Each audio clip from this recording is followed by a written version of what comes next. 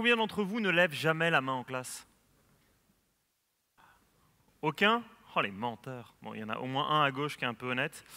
Il paraît que c'est une pathologie française, qu'on a une pédagogie qui est fondée sur l'échec et qu'au fond, on a une école qui est extrêmement inhibante. C'est pour ça qu'on s'en sort un peu moins bien que d'autres, sauf pour la toute petite élite. Alors quand on dit l'école, ça ne veut rien dire, parce que je vous rappelle qu'il y a 900 000 profs en France, donc il y a autant d'écoles qu'il y a de professeurs. Et au fond, l'intervenante qui va venir dans quelques instants, c'était son obsession, c'était de trouver l'ensemble des écoles où il se passait des choses intéressantes pour les mettre en avant, les mettre en lumière. Elle en a fait un film qui est projeté un peu partout, que vous avez peut-être déjà vu ou que vous aurez sans doute envie de voir après l'avoir entendu. C'est un très beau documentaire qui s'appelle Une idée folle et sa réalisatrice est avec nous, elle s'appelle Judith Grimbach.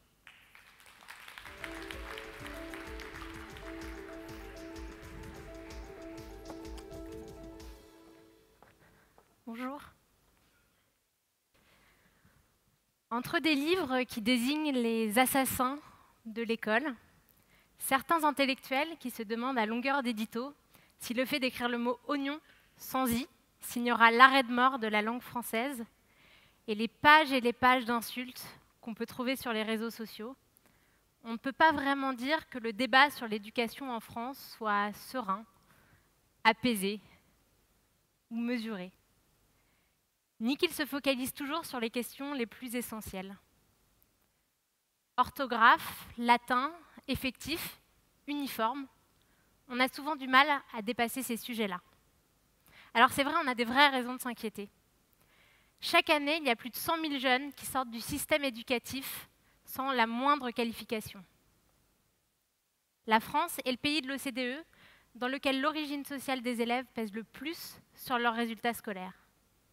Et 20% des écoliers sortent du CM2 sans une maîtrise suffisante de la lecture, de l'écriture ou des mathématiques.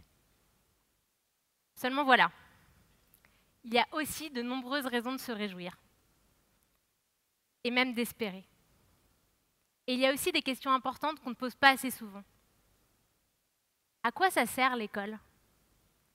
Qu'est-ce qu'on a besoin d'apprendre aujourd'hui dans un monde qui évolue à une vitesse jamais atteinte? Qu'est-ce que le mot citoyenneté veut dire au XXIe siècle? Moi, j'ai arrêté mes études juste après mon bac. Je ne suis pas enseignante et je ne suis même pas mère. Et pourtant, j'ai attrapé le virus de l'éducation il y a 2 ans, quand l'association HEK m'a appelée pour me demander d'aller filmer des écoles pas tout à fait comme les autres. Ce qu'elles avaient en commun, c'est qu'en plus de transmettre les savoirs fondamentaux, elles avaient l'ambition de développer chez les élèves des qualités comme la confiance en soi, l'empathie, la capacité à coopérer, la créativité. Alors je suis partie pour 4 jours de tournage, dont je devais ramener des vidéos de 3 minutes, une pour chaque école. Mais je suis revenue avec 26 heures d'images, et profondément émerveillée par ce que j'avais vu. J'ai vu des enfants qui couraient pour aller à l'école, et qui n'avaient aucune envie de sortir en récréation. J'ai vu des enfants qui faisaient de la philosophie à 6 ans, et qui réglaient leurs conflits entre eux avec l'aide de médiateurs. J'ai vu des enfants qui votaient des règles et qui me disaient « c'est pas parce qu'on est tout petit qu'on ne peut pas essayer de faire quelque chose ». Et pour qui préserver la planète était une priorité. J'ai vu des ados aussi qui adoraient leur collège. Et j'ai filmé des enseignants qui se définissaient comme des chercheurs, qui travaillaient en équipe et qui avaient l'air profondément heureux de faire leur métier. Bref, pas vraiment l'école telle qu'on a l'habitude d'en entendre parler. De ces 26 heures d'images, on a décidé de faire un film. Une idée folle. Et d'ailleurs, c'est devenu son titre.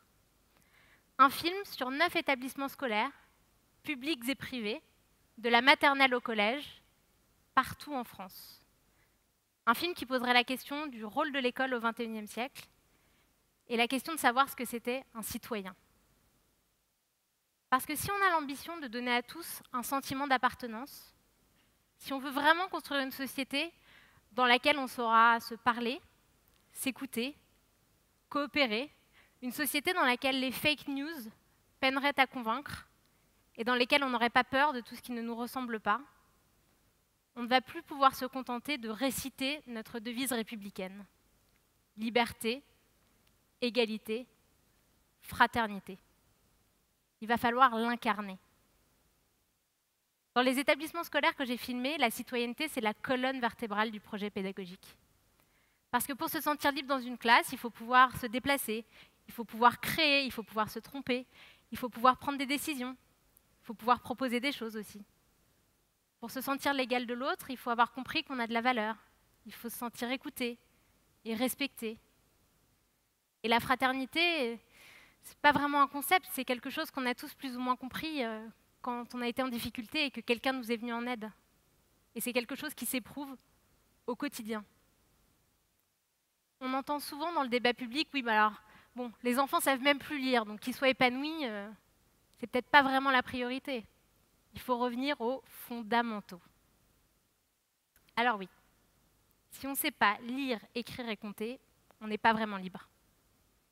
Mais on est le pays de l'OCDE qui passe le plus de temps sur l'apprentissage de la lecture, de l'écriture et des mathématiques. Et ça ne nous empêche pas d'être classé 26e au classement PISA, qui mesure les résultats de ces mêmes systèmes éducatifs sur ces mêmes sujets. Donc la question, c'est peut-être pas seulement le temps qu'on y passe, mais aussi ce qu'on fait le reste du temps. Pour les enseignants que j'ai rencontrés, il n'y a aucune opposition entre savoir et compétence. C'est des vases communicants. Parce qu'un enfant qui pense qu'il est nul ne peut pas apprendre à lire, à écrire et à compter sereinement.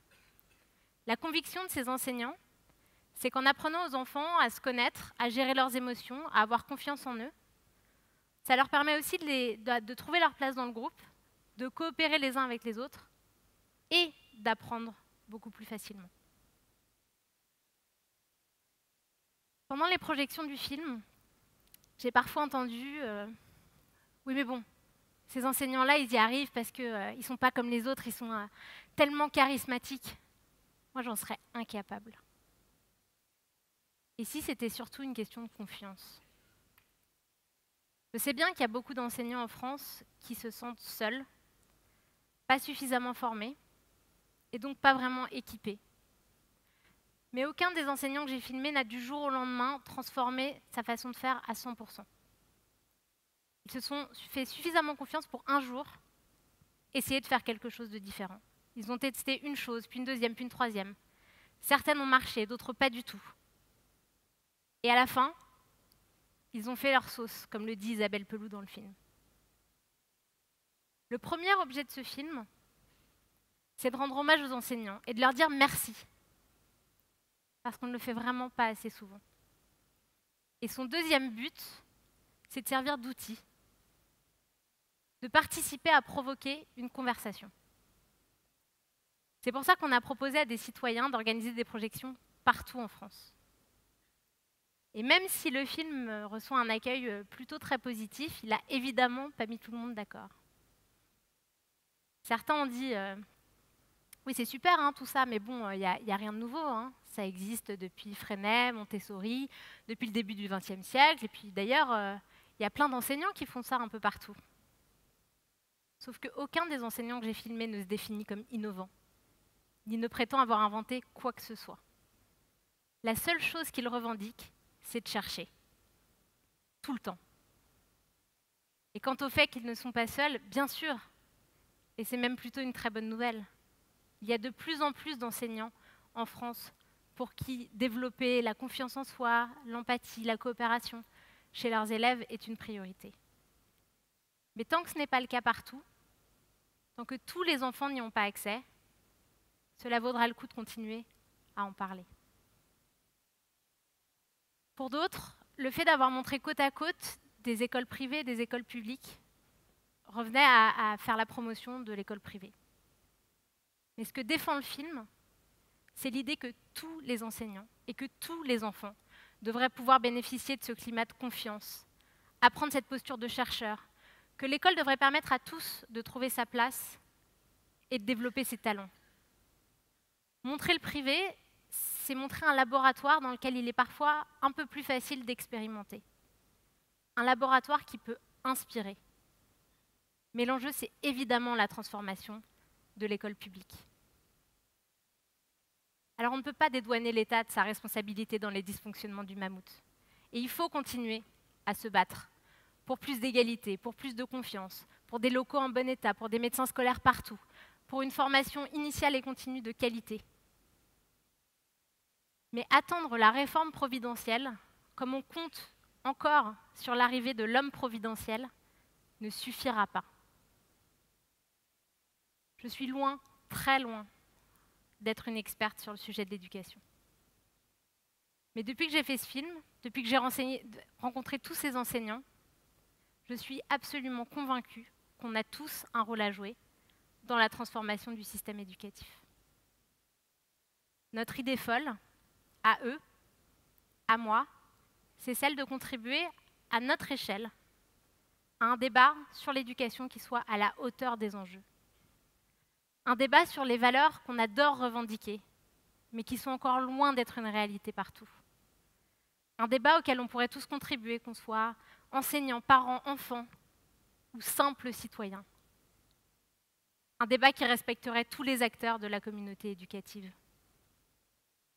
L'idée folle aussi d'une école qui cultive l'envie d'apprendre et l'envie de faire avec les autres. Une école où enseignants et enfants se sentent bien. L'idée folle, enfin, que cette école-là contribue à construire une société dans laquelle l'expression citoyen engagé serait tout simplement un pléonasme. Merci beaucoup.